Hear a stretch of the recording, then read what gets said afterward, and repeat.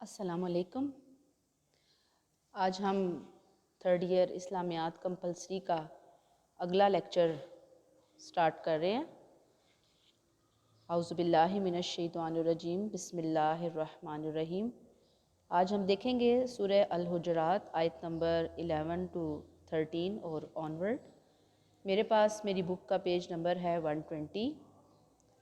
یا ایھا الذین آمنو، اے لوگو جو ایمان لے آئے ہو، لا یسخر قوم من قوم، کوئی قوم کسی قوم کا مذاق نہ اڑائے، یعنی کوئی قوم کسی قوم کا مذاق نہ اڑائے۔ جیسے کہ سورہ الحجرات شروع ہوئی تو میں نے وہاں شروع میں آپ کو کلیئر کیا کہ اس میں ادب نبوی صلی اللہ علیہ وسلم، محفل نبوی کا ادب، احترام، اس کے تقاضے جو اللہ کی طرف سے ڈیسائیڈڈ ہیں وہ بیان کیے جا رہے ہیں، اور مسلمان معاشرے میں مسلمانوں کے آپس میں ایک دوسرے سے معاملات، تعلقات کیسے ہونے چاہیے انہیں اللہ تعالیٰ کلیئر فرما رہے ہیں۔ اور اب اسی سلسلے کی یہ کڑی اگلی آیت، اگلا حکم ہے۔ بہت خوبصورت حکم دیا گیا، فرمایا گیا کہ کوئی قوم کسی قوم کا مذاق نہ اڑائے۔ کیوں؟ ان یکونوا خیرا منہم، ممکن ہے کہ جن کا مذاق اڑایا جا رہا ہے وہ مذاق اڑائے جانے والوں سے زیادہ بہتر ہوں۔ یہ حکم یہاں تک بھی بات سمجھانے کے لیے کافی تھا مسلمان مردوں اور عورتوں کے لیے، اور اللہ تعالیٰ نے آگے علیحدہ سے کیپشن دی، علیحدہ سے ایک حکم کو ایڈ کیا خواتین کو خاص طور پر متوجہ ہونا چاہیے۔ یہاں پر اللہ فرماتے وَلَا نِسَاءٌ مِّن نِسَاءٍ، عورتیں عورتوں کا مذاق نہ اڑائیں۔ عَسَىٰ أَن يَكُنَّ خَيْرًا مِّنْهُنَّ، کیا عجب کہ وہ بہتر ہوں ان سے، یعنی جن عورتوں کا مذاق اڑایا جا رہا ہے وہ ان عورتوں سے بہتر ہوں جو کہ مذاق اڑا رہی ہیں اللہ کی نظر میں۔ تو اصل میں جس چیز سے یہاں روکا جا رہا ہے وہ ہے دوسروں کا مذاق اڑانا۔ اب مذاق دوسرے کا کیوں اڑایا جاتا ہے اور مذاق اڑانے والے کی کیا نفسیات ہوتی ہے؟ عموماً مذاق اڑانے والا حسد میں مبتلا ہوتا ہے، تب وہ دوسروں کا مذاق اڑاتا ہے، یا مذاق اڑانے والا کسی احساس کمتری کا شکار ہوتا ہے، کسی نفسیاتی مسئلے کا شکار ہوتا ہے، تب مذاق اڑاتا ہے، یا مذاق اڑانے والا کسی دوسرے سے حسد کا شکار ہوتا ہے، تب مذاق اڑاتا ہے۔ تینوں صورتیں ہیں مذاق اڑائے جانے کی جو کسی کا مذاق اڑانے پر کسی انسان کو آمادہ کرتی ہیں۔ اب یہاں جو بات سمجھنے کی ہے وہ یہ ہے کہ یہ نہیں ہے کہ آپ صرف مسلمانوں کا مذاق نہ اڑائیں۔ اللہ تعالیٰ نے کہا کہ لا یسخر قوم من قوم، ایک گروہ، ایک قوم، ایک لوگ جو ہیں وہ دوسرے کا مذاق نہ اڑائیں۔ اب ظاہری بات ہے کہ جن کا مذاق اڑایا جا رہا ہوتا ہے وہ اس کو بعض دفعہ تو اگلے بندے اشتعال میں آ جاتے ہیں، وہ پھر لڑائی جھگڑا شروع کر دیتے ہیں، اور ہم دنیا کے اندر مختلف رپورٹس وغیرہ پڑھتے ہیں نیوز پیپر کے اندر، میڈیا میں، کہ جی فلاں گروپ کا مذاق اڑایا گیا تھا، فلاں لوگوں نے فلاں کا مذاق اڑایا تو انہوں نے غصے میں آ کر اسے قتل کر دیا، اور اس لڑائی کی ابتدا فلاں جگہ سے ہوئی تھی، اس مذاق سے ہی لڑائی کی ابتدا ہوئی تھی۔ گویا کہ یہ جو مذاق اڑایا جانا ہے یہ کوئی چھوٹی بیماری نہیں ہے، یہ بہت بڑی بیماری ہے۔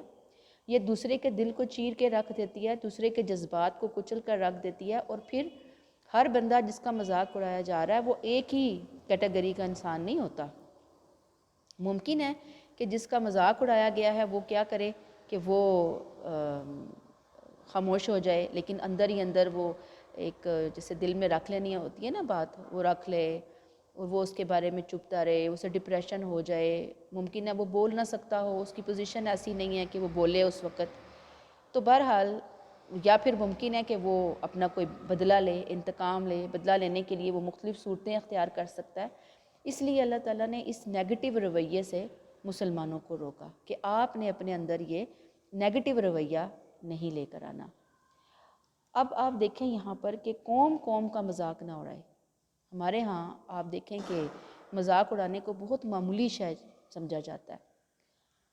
جہاں دو لوگ اکٹھے ہوتے ہیں یا کوئی اکیلا ہے وہ فوراً دوسرے کا مذاق اڑانے لگتا ہے۔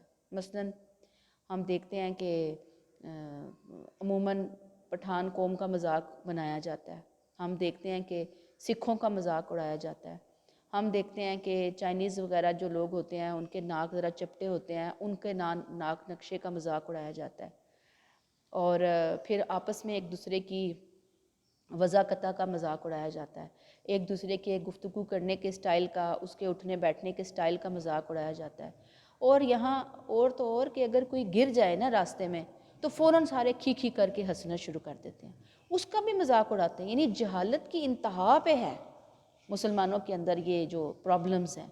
بلکہ دنیا کے شاید اور بھی بہت سے لوگوں کے اندر ہوں گی یہ چیزیں کہ انسان ہے نا، انہیں سمجھ نہیں آتی، سینس نہیں ہوتی کہ بھئی ہمیں یہ کام نہیں کرنا، یہ کام ہمارے لیے پسندیدہ نہیں ہے، یہ کام بہت برا ہے، ہمیں اس سے بچنا ہے. تو اللہ تعالیٰ نے یہاں پہ بتا دیا کہ یہ جو مذاق ہے نا، نہ زبان سے اڑانا ہے، نہ ہاتھ سے، نہ ہاتھوں آنکھوں کے اشارے سے اڑانا ہے، کسی کا مذاق نہیں اڑانا. اور عورتوں نے تو بالکل نہیں اڑانا. یعنی یہ نہیں کہ مرد اڑا لیں تو خیر ہے، نہیں، عورتوں کو خاص، کیونکہ عورتوں میں یہ بیماری زیادہ ہوتی ہے مردوں کی نسبت. تو اللہ تعالیٰ نے مینشن کیا کہ جن کا مذاق اڑایا جا رہا ہے، ممکن ہے کہ جو مذاق جن کا اڑایا جا رہا ہے اللہ کی نظر میں وہ اپنے مقام اور مرتبے کے اعتبار سے، اپنے بندے ہونے کے اعتبار سے، اپنے علم کے اعتبار سے، اپنے اخلاق ایمان کے اعتبار سے وہ بہت اللہ کے نظر میں درجہ رکھنے والے ہوں. تو یہ نہ ہو کہ درجہ رکھنے والے نہ بھی ہوں. یعنی بات یہ ہے نا، آخر کے انجام کے اعتبار سے اور دنیا کے اعتبار سے یہ سخت اللہ کو ناراض کر دینے والا کام ہے. تو مسلمانوں کو اس سے بچنے کی کوشش کرنی ہے. پھر اگلی بات جس سے منع کیا گیا وہ کیا ہے؟ وَلَا تَلْمِزُوا أَنفُسَكُمْ، اور نہ ایک دوسرے پر عیب لگاؤ. یہ عیب لگانا کیا ہے؟ ظاہری بات ہے کہ کسی کا عیب جو ہے نا وہ اس طرح سے سامنے لے کر آنا کہ وہ دوسروں کے سامنے اللہ معاف کرے ننگا ہو، ایکسپوز ہو، اس کے اوپر معاملہ نکتہ چینی کی جائے، تانا زنی کی جائے. اسے یوں کہہ لیں عیب جوئی کرنا، عیبوں کو چن چن کے سامنے لے کر آنا. ہمارے ہاں لوگوں میں، مسلمانوں میں یہ مرض بھی بہت عام ہے. ہم نے تو اپنی آنکھوں میں ایکس رے مشین فٹ کی ہوتی ہے کہ جو دوسروں کے عیب اور برائیاں تو بہت چھوٹی بھی ہوں تو انہیں فوراً نظر آ جاتی ہیں، اور اپنی بڑی بڑی برائیاں بھی انسان گول کر دیتا ہے، ہضم کر دیتا ہے.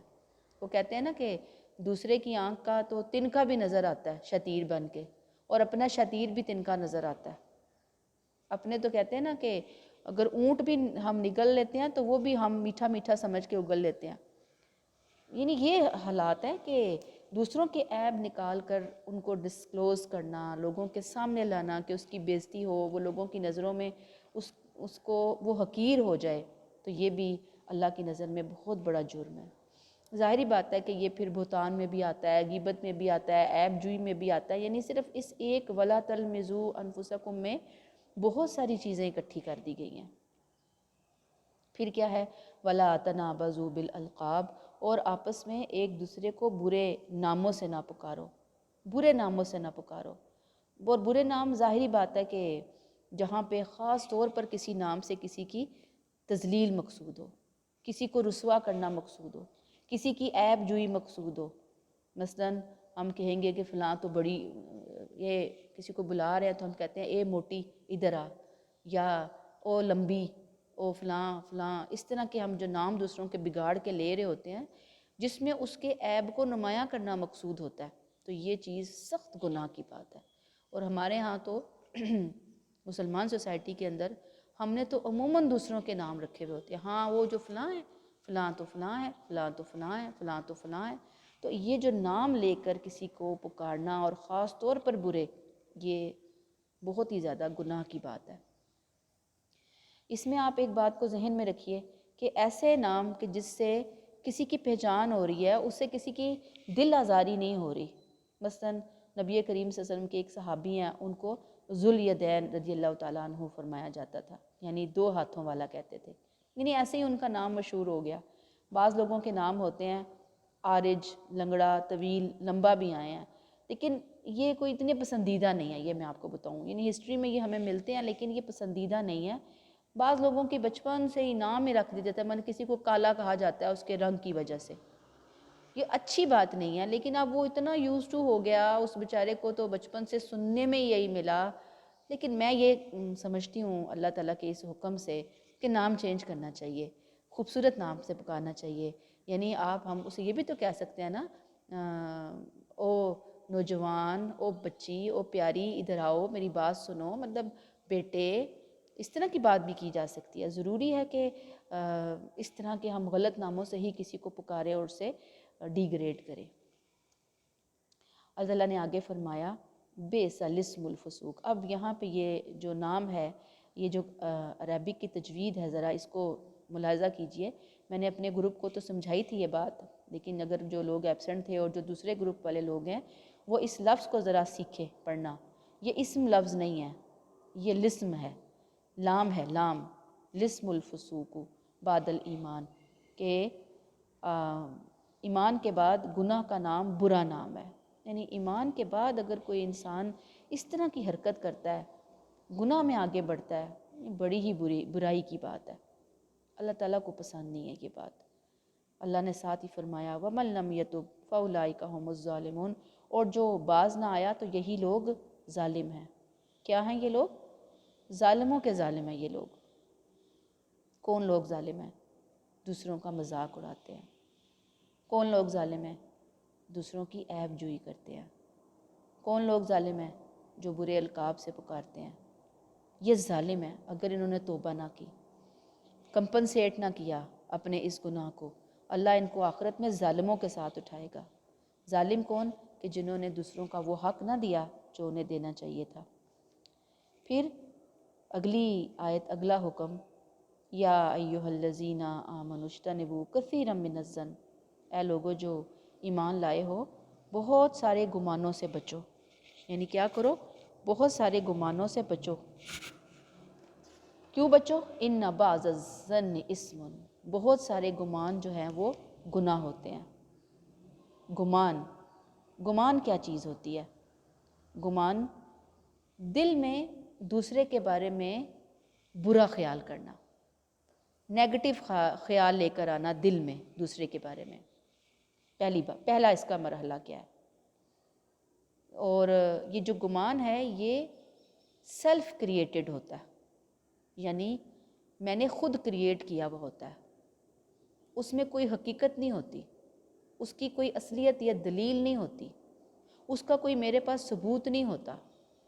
بس ایسے ہی میں نے کسی کے بارے میں ایک دل میں خیال لایا اور اس خیال کو میں نے خوب فوڈ دیا، غذا دی، اسے میں نے پالا پوسا، اور وہ بدگمانی جو ہے نا وہ آگے بڑھتے بڑھتے پھر غیبت میں چلی گئی، بہتان میں چلی گئی، الزام تراشی میں چلی گئی، وَلَا تَلْمِزُوا أَنفُسَكُمْ، وہ عیب جوئی میں چلی گئی. یعنی پھر وہ ہم جب اسے پالتے ہیں اس گمان کو، تو وہ گمان پھر بچہ جو ہوتا ہے نا وہ گمان بچہ ہوتا ہے، وہ یعنی کہ گناہ کا بچہ ہوتا ہے.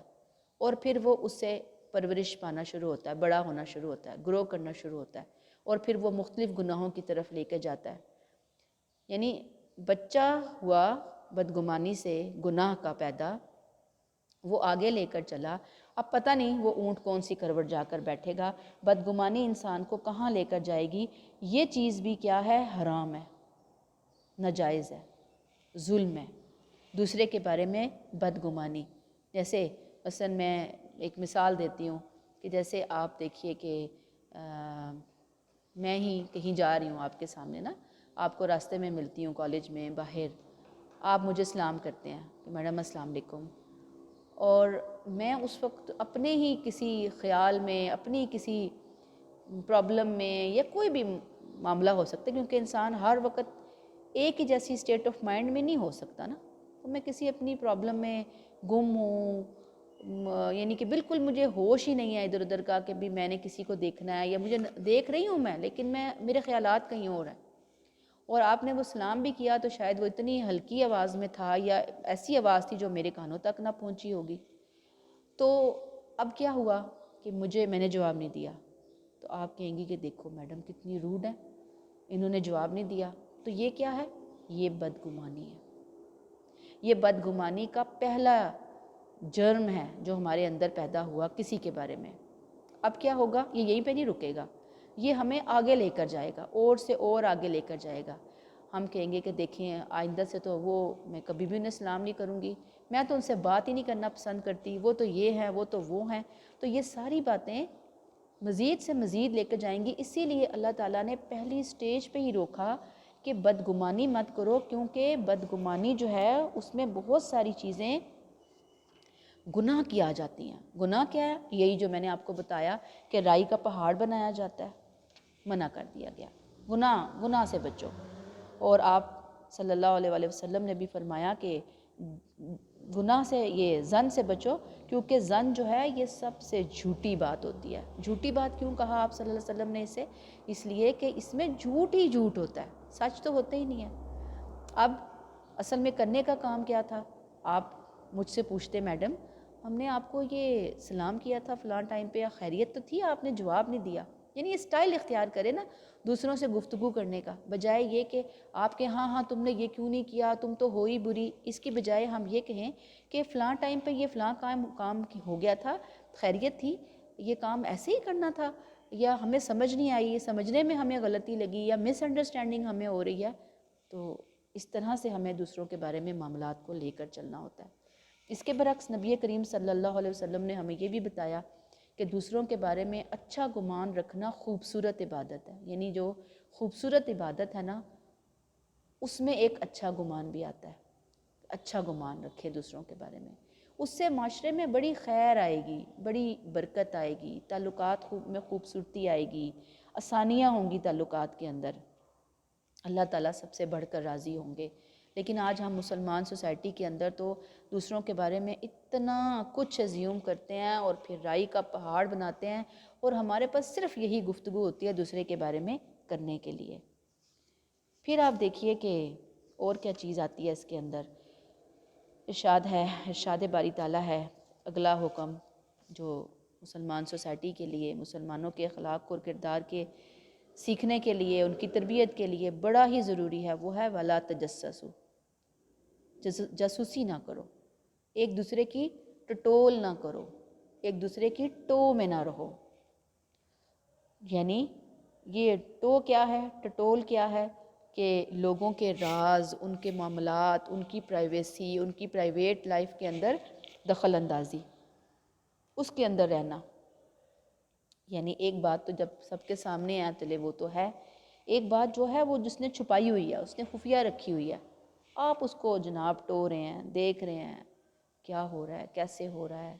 مثلا آپ دیکھیں کہ آپ کی فرینڈ ہے، کلاس فیلو ہے، آپ کنکھیوں سے دیکھ رہے ہیں آج اس نے اپنے بیگ میں کیا چیز رکھی ہوئی ہے، اچھا اس کے نوٹس جو ہیں کیسے ہیں، آپ میں اتنی ہمت ہے آپ کہیں ذرا یہ دکھا دو ذرا مجھے پلیز، یہ میں آپ کے نوٹس دیکھنا چاہتی ہوں۔ یہ کنکھیوں سے دیکھنا اور پھر اس کے پیچھے رہنا، یہ چیز پسندیدہ نہیں ہے۔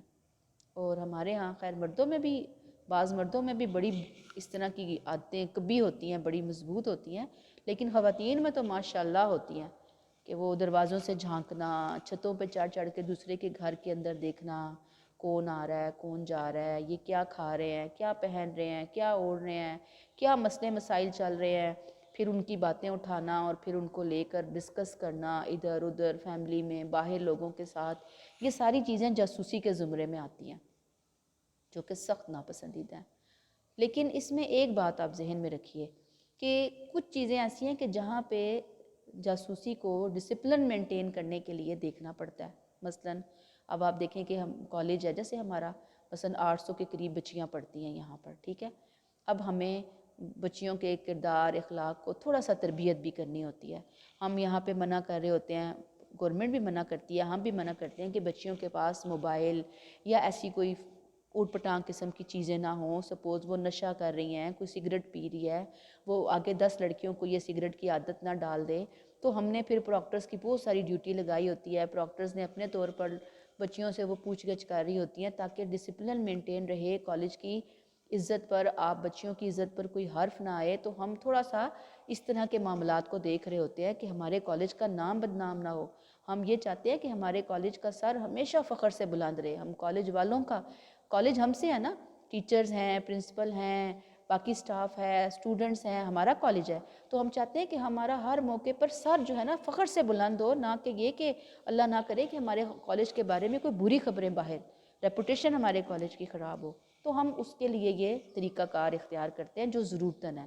اب ہم نے یہاں کالج میں یہ طریقہ کار اختیار کر لیا، ہم نے بچیوں کی ڈیوٹی لگائی کہ دیکھو جی دیکھو کسی کے پاس موبائل یا کوئی ایسی غلط قسم کی کوئی چیز تو نہیں ہے، کوئی غلط قسم کا کام تو نہیں ہو رہا، بس یہ ضرورتاً تھی، اس کی ضرورت یہاں پر تھی، یہ ختم ہو گئی۔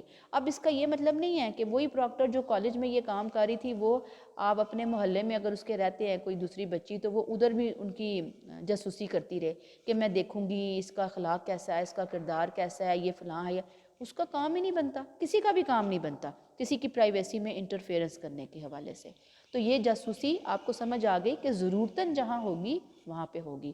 لیکن اب ہمارے ہاں گورنمنٹ کے لیول پہ بلکہ پوری دنیا میں گورنمنٹ کے لیولز پہ باقاعدہ CID کے محکمے بنے ہوئے ہوتے ہیں، جاسوس ہوتے ہیں، لیکن اصل بات یہ ہے کہ ان محکموں کو پازیٹیو رہ کر دیکھنا ہے، جہاں ضرورت ہے اوورال آپ ضرور کریں، لیکن یہ نہیں کہ مختلف ڈپارٹمنٹس میں لوگوں کی جو پرائیویٹ زندگیاں ہیں، ان کے بچے کیا کر رہے ہیں، ان کی بیٹیاں کیا کر رہی ہیں، یہ خود کیا کر رہے ہیں، پھر ان کے ریکارڈ مینٹین کرنا، ان کی فوٹویں سنبھال کے رکھنا کہ کل کو موقع آئے گا سیاست کے اندر ہم اس کو یوز کریں گے، فلاں جگہ ہم اسے یوز کریں گے، ہم اسے ننگا کریں گے، تو یہ چیزیں جو ہے نا یہ کوئی اتنی پسندیدہ نہیں ہیں۔ تو یہ تجسس میں آتی ہے، جاسوسی میں آتی ہے، جہاں ضرورت ہوگی، جن کو ضرورت ہوگی، مثلا کوئی ڈپارٹمنٹ کا ہیڈ ہے، کوئی ملک کا ہیڈ ہے، جہاں پہ ضرورت ہوگی بس وہ کرے گا۔ اس کے علاوہ لوگوں کو اجازت نہیں ہے کہ وہ اپنے طور پر جاسوسیاں کرتے پھریں۔ لیکن اب آپ دیکھتے ہیں، آپ کسی محلے میں رہتے ہیں، آپ دیکھتے ہیں کہ وہاں پہ کچھ اچھے لوگوں کا آنا جانا نہیں ہے، کوئی اچھی خواتین کا آنا جانا نہیں، تو ظاہری بات ہے کہ انسان کے کان کھڑے ہوں گے، اوروں کے بھی کان کھڑے ہوں گے۔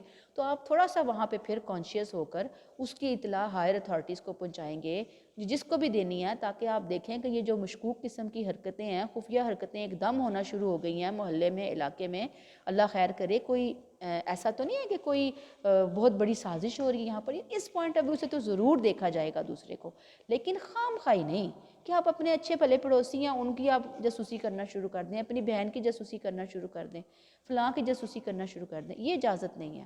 ہاں اب آپ دیکھیں جیسے پیرنٹس ہوتے ہیں، وہ اپنے بچوں کی جاسوسی کیا ہے، جاسوسی نہیں ہے یہ، وہ اپنے بچوں کی پڑتال کرتے ہیں، تحقیق کرتے ہیں۔ مثلا چھوٹے بچے ہوتے ہیں تو دیکھا جاتا ہے کہ جب وہ باہر سے آیا ہے تو ایسا تو نہیں ہے کہ وہ اپنے ساتھ کوئی کسی کی بک اٹھا کے لے آئے، کوئی اسٹیشنری کا سامان لے آئے، غلطی سے لے آئے، یہ چوری کر کے لے آئے، اگر ان کو اس سٹیج پہ نہ روکا جائے، نہ چیک کیا جائے تو وہ عادت پختہ ہو جائے گی، اور یہ پیرنٹس کے لیے ہی بہت سخت نقصان کا باعث بنے گی۔ تو بچوں کو شروع سے ہی آتے ہیں ایک تو اچھی ڈالنی ہے، اب اگر آتے ہیں اچھی نہیں ڈلیں یا کچھ بھی ہوا، بڑے بچے ہو گئے ہیں، بڑے بچے جو ہیں وہ موبائل یوز کر رہے ہیں، بڑے بچے جو ہیں وہ لیپ ٹاپ کمپیوٹر یوز کر رہے ہیں، تو اس کے لیے بہت ساری ٹیکنیکس بتائی گئی ہیں کہ ڈے ون سے ہی پیرنٹس کا ایسی گھر میں ریلیشنز ہوں ایسے بچوں کے ساتھ کہ انہیں یہ نہ لگے کہ یہ ہمارے اوپر کوئی غلط ہمارے ساتھ کام کر رہے ہیں، ہمیں چیک کر کے انہوں نے چیک کرنا ہے، یہ ان کی اولین ذمہ داریوں میں سے آتا ہے۔ تو وہ چیک کرنا جاسوسی نہیں ہوگا، انہوں نے جو کرنا ہے، ہم پیرنٹس کو بھی یہی سمجھاتے ہیں کہ بھی سامنے کرو، یہ کہ چھپ چھپ کے کسی کی بچے کی الماری چیک کرنا، چھپ چھپ کے اس کا بیگ چیک کرنا، چھپ چھپ کے اس کا موبائل سامنے دیکھے نا، آپ کہیں کہ آئیں بیٹے ذرا دیکھ لیتے ہیں کیا ہے، کس سے بات ہو رہی ہے، یہ کیا چیز رکھی ہوئی ہے آپ نے، مطلب اس طریقے سے کہ بندے کو پتہ ہو کہ پیرنٹس بھی چیک کرتے ہیں، کانشیس ہوتے ہیں، کیونکہ بچوں کو تو بعض دفعہ اپنے اس ایج میں اپنے اچھے برے کا نہیں پتہ ہوتا، تو نہیں پتہ ہوتا تو پھر بڑوں کو سکھانا پڑتا ہے نا انہیں وہ سب کچھ۔ پھر اللہ تعالیٰ نے ایک اور حکم دیا یہاں پر، وَلَا يَغْتَبْ بَعْضُكُمْ بَعْضًا، اور تم میں سے کوئی کسی کی غیبت نہ کرے، یعنی تم ایک دوسرے کی غیبت نہ کرو۔ غیبت کے حوالے سے پھر مزید اللہ نے آگے جو احکامات دیے وہ کیا ہیں، أَيُحِبُّ أَحَدُكُمْ أَن يَأْكُلَ لَحْمَ أَخِيهِ مَيْتًا، کیا تم میں سے کوئی یہ پسند کرتا ہے کہ اپنے مردہ بھائی کا گوشت کھائے، فَكَرِهْتُمُوهُ، تو تمہیں تو وہ سخت ناپسند ہوگا، تم اسے سخت ناپسند کرو گے۔ وَاتَّقُوا اللَّهَ، اللہ سے ڈرو، إِنَّ اللَّهَ تَوَّابٌ رَحِيمٌ، بے شک اللہ توبہ قبول کرنے والا نہایت مہربان ہے۔ یعنی غیبت سے بچو، غیبت نہ کرے کوئی کو تم میں سے کسی کی۔ اب ہم غیبت کو سمجھنے کی کوشش کرتے ہیں، یہ برائی تو سب برائیوں کی ماں بنی ہوئی ہے ہمارے ہاں، ہم مسلمانوں کے ہاں، اور غیبت کیا ہے، کسی کی غیر موجودگی میں اس کے بارے میں کوئی ایسی بات کرنا کہ اگر وہ اس کے سامنے کی جاتی تو اس کو بری لگتی، یہ غیبت ہے۔ آپ کہیں کہ ہم نے جو بات اس کے بارے میں کی وہ بات تو ایسی تھی کہ وہ گناہ، وہ برائی، وہ مسئلہ وہ اس بندے یا بندی کی ذات کا حصہ ہے، وہ برائی تو اس میں ہے، ہم نے کوئی جھوٹ تو نہیں بیان کیا، بھئی آپ نے جھوٹ نہیں بولا، آپ نے جس برائی کو ڈسکس کیا، اس کے عیب کو ڈسکس کیا، اس کی کمی کوتاہی کو ڈسکس کیا، اس کی غفلت کو ڈسکس کیا، تو اس کی غیر موجودگی میں کیا، یہی تو غیبت ہے، ٹھیک ہے؟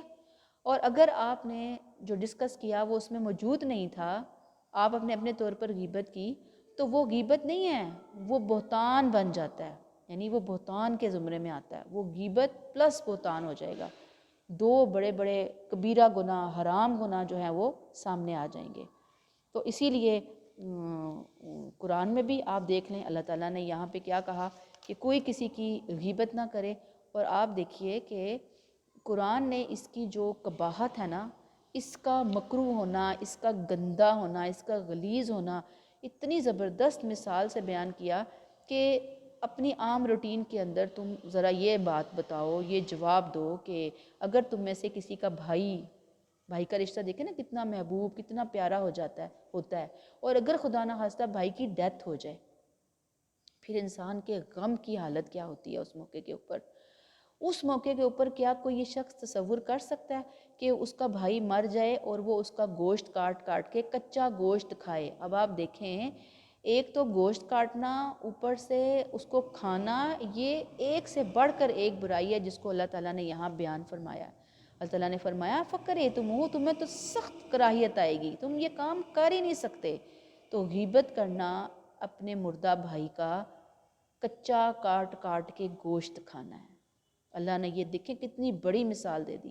اللہ نے کہا واتقوا اللہ، اللہ سے ڈرو، اللہ کا تقوی اختیار کرو، محفل میں ہو تب بھی، اکیلے ہو تب بھی، دو لوگوں کے ساتھ بیٹھے ہوئے ہو تب بھی، ہر حالت میں اللہ کا تقوی اختیار کرو۔ کیوں؟ ان اللہ تواب الرحیم، بے شک اللہ توبہ قبول کرنے والا، مہربان ہے، رحم کرنے والا ہے، اللہ تو بہت زیادہ متوجہ ہونے والا ہے۔ اسی میں آپ صلی اللہ علیہ وآلہ وسلم کی ایک حدیث ہے کہ آپ کا گزر شب معراج کے موقع پر ایسے لوگوں کے پاس سے ہوا کہ جن کے تانبے کے ناخن تھے، وہ اپنے ناخنوں سے اپنے چہرے اور سینوں کو نوچ رہے تھے۔ تو آپ صلی اللہ علیہ وسلم نے پوچھا حضرت جبریل امین سے کہ یہ کون ہے؟ تو ان کو بتایا گیا کہ یہ وہ ہیں جو دوسروں کا گوشت کھاتے تھے، یعنی ان کی کردار کشی اور غیبت کر کے ان کو رسوا کرتے تھے۔ اب اگر کسی نے کسی کی غیبت کی ہے تو اصلاً تو ہمیں یہ بتایا جاتا ہے کہ اس سے معافی مانگی جائے۔ اب اگر آپ معافی مانگنے جائیں گے تو پھر تو بڑا اور فساد مچ جائے گا، کیونکہ دوسرے نے کون سا سمجھنا ہے آپ کی معافی کو۔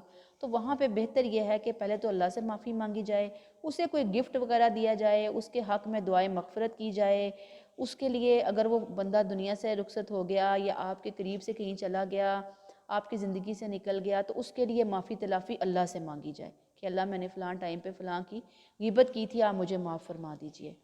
اور اسی لیے آپ صلی اللہ علیہ وسلم نے فرمایا غیبت کے حوالے سے کہ غیبت جو ہے وہ زنا سے بھی بڑا جرم ہے، گناہ ہے۔ پھر اس میں جو اس کا ہی آیت کا جو آج کی آیات کا جو اگلا آخری حکم ہے وہ کیا ہے؟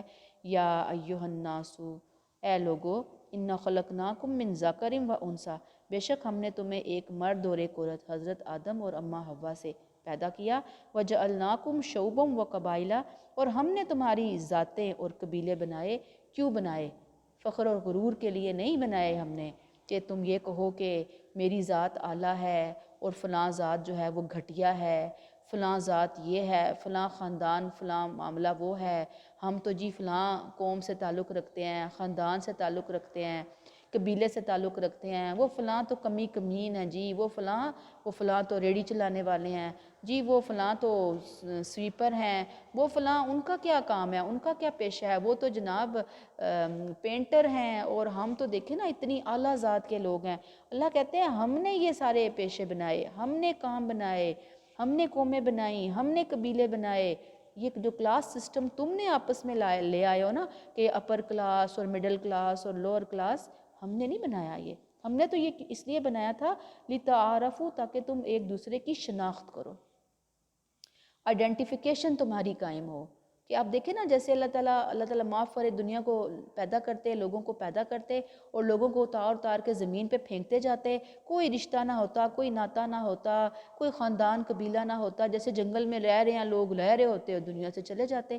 اللہ نے دیکھے کتنے سسٹمیٹک اپروچ سے پورے خاندان بنائے، برادریاں بنائیں، قبیلے بنائے، ملک بنائے، قوم بنائی۔ اس لیے نہیں بنائی کہ ہم کہیں کہ جی ہم تو پاکستانی بڑے اعلیٰ و عرفاں ہیں اور وہ جو فلاں علاقے کے رہنے والے لوگ ہیں نا فلاں ملک کے، وہ بڑے گندے لوگ ہیں، بڑے غلیظ لوگ ہیں، بڑے تھرڈ کلاس قسم کے لوگ ہیں اور ہمارا ان سے کوئی تعلق واسطہ نہیں ہے۔ ایسے نہیں ہے۔ اللہ تعالیٰ کہتے ہیں تعارف، تعارف شناخت ہو جائے، آسان ہو جائے۔ ان اکرمکم عند اللہ اتقاکم، بے شک تم میں اللہ کے ہاں سب سے معزز وہ ہے جو تم میں سب سے زیادہ پرہیزگار ہے۔ ان اللہ علیم خبیر، بے شک اللہ تعالیٰ علم والا اور خبر رکھنے والا ہے۔ یعنی کون تم میں سب سے زیادہ اللہ کے ہاں خاندان، قوم، قبیلے، برادریاں، پیشے، ہنر، اس میں کوئی اعلیٰ نہیں ہے۔ خوبصورتیاں، مال و دولت، اولادیں جو جس کے پاس زیادہ ہیں وہ اللہ کے ہاں اعلیٰ نہیں ہے۔ اللہ کے ہاں اعلیٰ کون ہے؟ اگر وہ ایک جھاڑو دینے والا ہے، اگر وہ ایک پینٹ کرنے والا ہے، اگر وہ کسی بھی ایسے قوم سے ہے کہ جہاں پہ رنگ سب لوگوں کے کالے ہوتے ہیں لیکن وہ اللہ سے ڈرنے والا ہے، اللہ کے حکموں کو فالو کرنے والا ہے، اللہ کہتے ہیں اس کی عزت میرے نزدیک زیادہ ہے بنسبت یہ کہ ایک شخص جو ہے وہ ایک ملک کا بادشاہ ہے، دنیا کی ہر نعمت اس کو حاصل ہے لیکن وہ اللہ سے ڈرنے والا نہیں ہے۔ اللہ کو پیارا، اللہ کے ہاں معزز وہ ہے اور اللہ تمہاری ہر بات کو سنتا بھی ہے اور جانتا بھی ہے۔ تو یہاں پہ روک لیتے ہیں، انشاءاللہ تعالیٰ اب نیکسٹ لیکچر میں ہماری ملاقات ہوگی۔ السلام علیکم ورحمۃ اللہ وبرکاتہ۔